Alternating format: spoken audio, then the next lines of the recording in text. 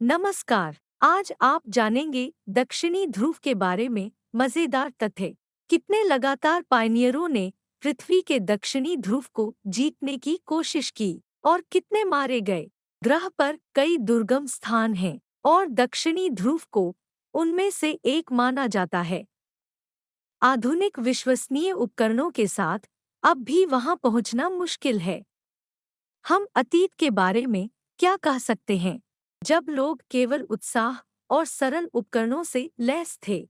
महाद्वीप पर तापमान 0 से 80 डिग्री तक पहुंच जाता है। इसलिए दक्षिणी ध्रुव को सबसे ठंडा स्थान माना जाता है। उत्तरी ध्रुव के बारे में भी ऐसा नहीं कहा जा सकता है।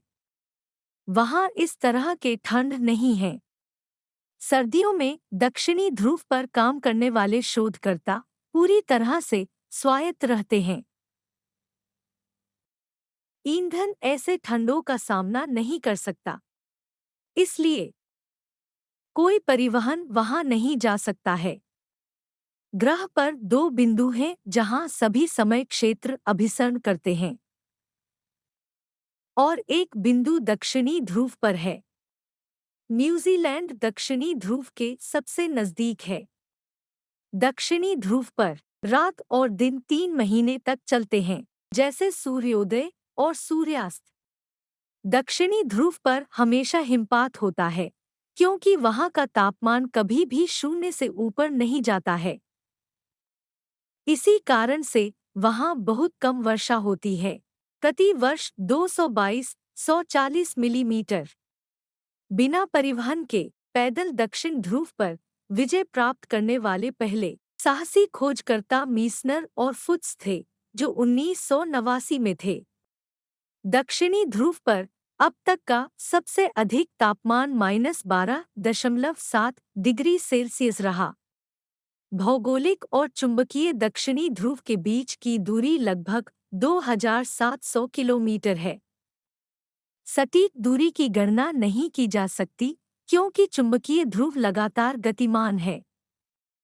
दक्षिणी ध्रुव ग्रह पर सबसे ठंडा स्थान है। इसका औसत वार्षिक तापमान 0 से 39 डिग्री है।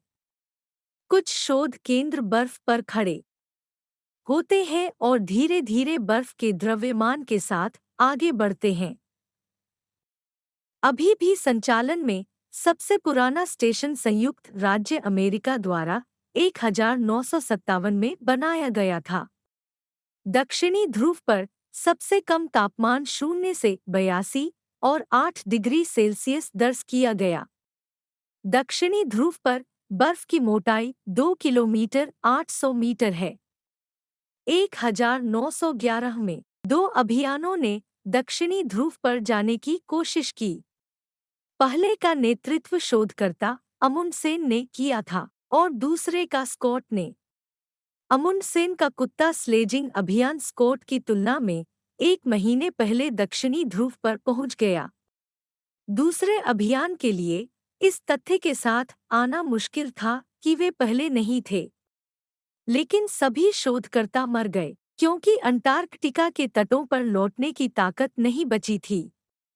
अगर जानकारी आपके लिए उपयोगी थी, तो आप चैनल को लाइक और सब्सक्राइब कर सकते हैं। जल्द ही फिर मिलेंगे।